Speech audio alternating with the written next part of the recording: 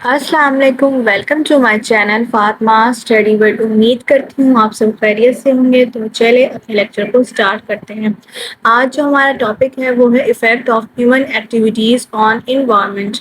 اس میں ہم یہ دیکھیں گے کہ ہیومن ایکٹیویٹیز وہ کون سی ہیومن کی ایکٹیویٹیز ہوتی ہیں جو کہ ہمارے انوائرمنٹ کو افیکٹ کر رہی ہے۔ اس میں میجر کچھ ایفیکٹس ہیں جن کو آپ کی بک میں انہوں نے بتایا ہوا ہے۔ سب سے پہلا جو ایفیکٹ ہوتا ہے وہ ہے گرین ہاؤس ایفیکٹ، دوسرا ہوتا ہے global warming, ozone depletion, acid rain, and last one is deforestation. ہم ڈیٹیل میں ان تمام ایفیکٹس کو ڈسکس کریں گے، لیکن آج جو ہم نے ایفیکٹ ڈسکس کرنا ہے وہ ہے گرین ہاؤس ایفیکٹ۔ سب سے پہلے آپ گرین ہاؤس ایفیکٹ کو انڈرسٹینڈ کرنے کے لیے اس ڈائیگرام میں دیکھیں کہ گرین ہاؤس ایفیکٹ بیسیکلی ہوتا کیا ہے۔ یہاں آپ دیکھیں گے یہ ارتھ ہے، ارتھ کے اراؤنڈ ایک لیئر ہے، اس لیئر کا نام ہے ایٹماسفیئر۔ اس لیئر کا کیا نام ہے؟ ایٹماسفیئر۔ اب اس ایٹماسفیئر کی اگر ہم بات کریں تو یہ ایک ایسی لیئر ہے، اس میں جو ہے وہ گیسز موجود ہوتی ہیں۔ ان گیسز میں سب سے پہلے جو آ جاتی ہے وہ کاربن ڈائی آکسائڈ آ جاتی ہے، میتھین آ جاتی ہے، واٹر ویپرز آ جاتے ہیں اور آکسائڈز آف نائٹروجن۔ ٹوٹل یہ 4 جو گیسز ہوتی ہیں نا اس ایٹماسفیئر کے اندر موجود ہوتی ہیں۔ اب اس ایٹماسفیئر سے باہر کی ہم بات کریں تو وہاں کوئی گیسز موجود نہیں ہوتی۔ اب یہاں یہ ہوتا ہے کہ جو ہم نے گیسز کی بات کی ہے نا، ان کو ہم جو اگر نام دیں تو یہ گرین ہاؤس گیسز کہلاتی ہیں۔ یہ جو گیسز جن کا آپ کو میں نے نیم بتایا ہے، ٹوٹل 4 جو گیسز ہیں، carbon dioxide, water vapour, oxides of nitrogen and methane, ان تمام کو اگر ہم نام دیں تو یہ کہلاتی ہیں گرین ہاؤس گیسز۔ اب اس ایٹماسفیئر کے باہر جو ہے کوئی گیسز موجود نہیں ہوتی۔ یہاں پر یہ جو سن ہے، یہاں سے سولر ریڈیشن، سولر مطلب جو سن سے جو ریڈیشن جو ریز آ رہی ہیں، ریلیز ہو رہی ہے، وہ کیا کرتی ہے اس ایٹماسفیئر سے پاس ہو کر ہماری ارتھ سے جو ہے وہ باؤنس کرتی ہیں۔ سم ٹائمز کچھ ریز ایسی ہوتی ہے جو کہ باؤنس کر جاتی ہے اور کچھ ایسی ریز ہوتی ہے جو کہ اسکیٹر ہو جاتی ہیں، جیسے کہ یہاں پہ شو کیا ہوا ہے اسکیٹر ہو زگ زیگ فارم میں۔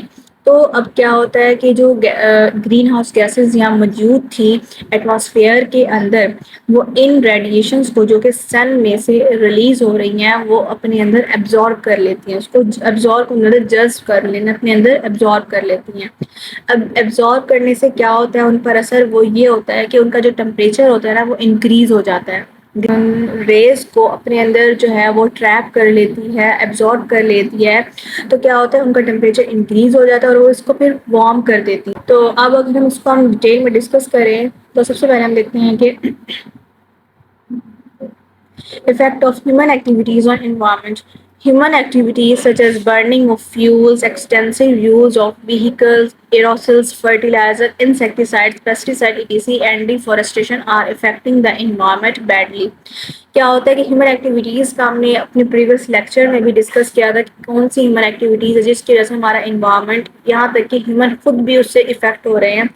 تو اس میں یہ ہے کہ برننگ آف فیولز وغیرہ کو برن کرنا، وہیکلز کا زیادہ استعمال کرنا، کیونکہ ان وہیکلز میں سے جو ہے وہ اسموک ریلیز ہوتا ہے۔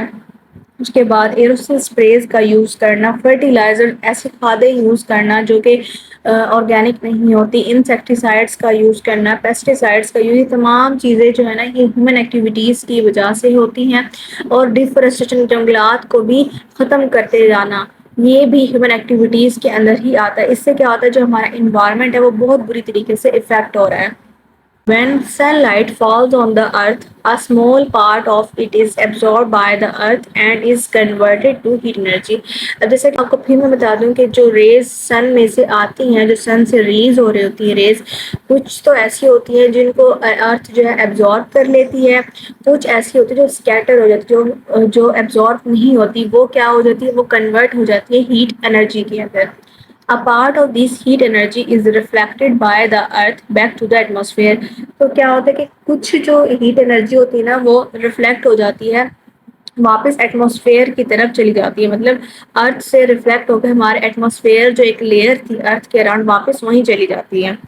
Some gases present in the atmosphere: carbon dioxide, methane, oxides of nitrogen, water vapor, etc. کچھ گیسز جو کہ میں نے آپ کو بتایا تھا کہ ایٹماسفیئر میں موجود ہوتی ہیں، ان کے نیم انہوں نے بتایا میں ہم، ٹھیک ہے۔ آپ trap a part of the heat reflected by the earth causing increase in the atmospheric temperature. تو کیا ہوتا ہے کہ یہ جو گیسز ہے وہ جو جو ہیٹ ریفلیکٹ ہوئی تھی ارتھ سے اس کو کیا کرتی ہیں ایبزارب کر لیتی اپنے اندر. پھر ایبزارب کرنے سے کیا ہوتا ہے کہ ان کا جو ٹیمپریچر ہوتا ہے جو ایٹماسفیرک ٹیمپریچر ہوتا ہے وہ انکریز ہو جاتا ہے. یہ میں نے آپ کو سارا ابھی ڈائیگرام میں بتایا تھا کہ کیا کیا یہ سارا پروسیس ہوتا ہے. لاسٹ ہے these gases are called greenhouse gases and the phenomenon is called greenhouse effect. In gases کو گرین ہاؤس گیسز کا نام دیتے ہیں اور اس پورے فینومینا کو ہم گرین ہاؤس افیکٹ کا نام دیتے ہیں. کیونکہ یہاں پہ کیا ہو رہا ہے کہ جو سن ہے سن سے ہارمفل ریڈیشنز آ رہی ہیں.